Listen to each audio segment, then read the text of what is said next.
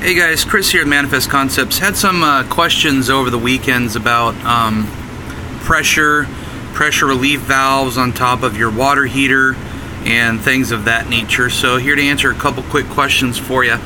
If you ever notice outside of your property, if your water heater's in the garage, it'll either be by the front door or by the garage door on the side. There'll be a copper pipe that has an elbow or a 90-degree angle, so it'll come out of the wall like just a little bit like this and it'll drop down.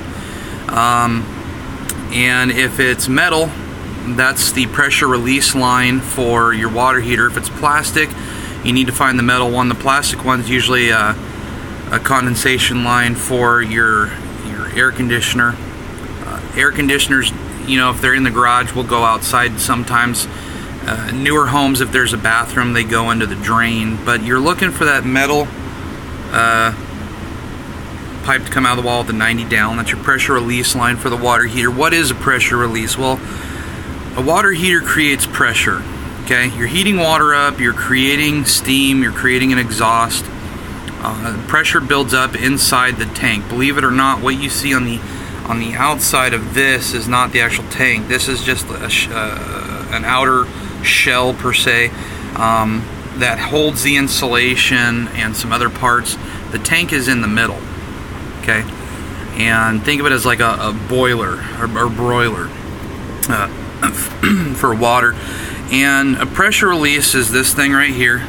Okay, it comes out. If too much pressure builds up, whether by your thermostat doesn't shut the heater off when it gets to the appropriate temperature and it just keeps heating the water and it gets way too hot, or your water pressure's too high, to keep this tank from blowing or bursting, they have these pressure release lines that are installed either on the top, sometimes they're on the side, but they're to release pressure to keep the tank from bursting. So if you have water coming outside, out that pressure release line, it's one of two reasons. It's either actually one of three reasons. Sometimes these get clogged with calcium and debris. They get dirty and fail. Sometimes you just need to replace these.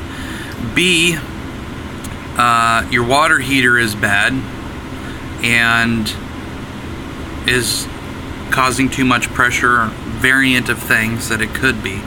Or C, your water pressure is too high. More often than not, I'm seeing heaters that look good. There's no rust or corrosion on the nipples, which suggests that the water heater's in normal operating condition most of the time, not all of the time. You got no corrosion on here. Things are good to go. But you're still leaking water. Why? Well, if you notice, maybe a little tight squeeze in here. If you notice, I can get it to zoom in appropriately. There you go. Set to 150 psi or 210 degrees Fahrenheit max. So if your pressure in the home is over 150 psi, here's the water heater, set to over 150 psi or 150 psi in general, that pressure release up there is going to blow. You're going to get dripping water on the outside of your house where the pressure release is. What causes pressure to get high is a bad pressure regulator. So if the regulator on your house is bad, you may not know it at all. You may not have any rattling pipe. But if you don't check it, you'll never know that it's high, and you could actually be causing damage to your water heater and setting it up for a premature replacement. So $75 may seem like a lot of money for testing. In reality, it's actually pretty cheap. Most companies charge about $125 to come do a full pressure test on the home, which is what our normal rate is. But for people in Sycamore Creek and Wild Rose, because we've been getting a lot of calls and I live fairly close to the communities, and we're dropping it down for 75 bucks. 75 bucks is peace of mind, okay? If your regulator's bad, you want to get it replaced so you don't have a water heater burst causing water damage in the home, so you don't have burst pipe in the wall, so you don't have pinhole leaks and things like that, which are the potential for all of that to happen is increased by high pressure.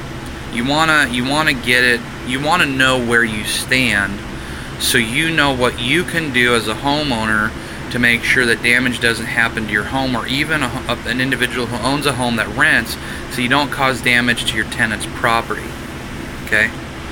So if the water is leaking outside, more than likely it's the cause of high pressure. Just so you know, most of the time water heater temperatures are set to about 120 degrees. I apologize for the not being able to focus here. Right now it's being recorded on my phone, so, but here it says 120, there we go, 125 degrees Fahrenheit is where you'll get a burn. So more often than not, these water heaters are set to not go much above that at all. So if you can't really get above 125 degrees Fahrenheit, the likelihood of you getting to 200 plus is not very likely, which means that if it gets that high, you probably have a problem with your thermostat. And if you have a problem with your thermostat, it means the water heater's not shutting off and your gas bill is going to be extremely high. You don't have a high bill, but you still have water coming out of that drip line outside for the pressure release, then it's probably the regulator. So just to answer some questions, that is what that pressure release is set to, 150 psi, a little over 200 degrees Fahrenheit. And the other question to answer was, what is the pressure in the Lee Lake District? Most areas right now are at about 150 psi. So if you're at 150 psi outside in your house, then it's going to cause dripping. So don't freak out. It doesn't, just because it's dripping does not mean that you need to replace the water heater. I've heard of a lot of people recently in these districts getting scammed by other people saying, oh, it's dripping out there, we have to replace the water heater. That's not the case. You only have to replace the water heater when water starts dripping out of the bottom or another element fails. Just because that pressure release fails doesn't mean it needs to be replaced.